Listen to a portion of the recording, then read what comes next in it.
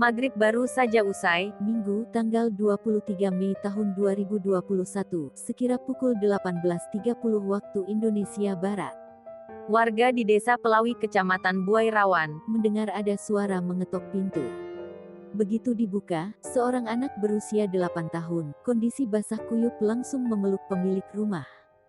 "Tolong mobil kami masuk jurang," kata sang bocah. Melihat lokasi itu, warga hampir tak percaya anak berusia 8 tahun itu bisa selamat.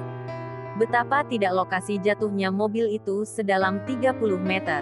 Andai tak ada bocah 8 tahun itu, Korban jiwa mobil masuk jurang bisa saja lebih banyak lagi.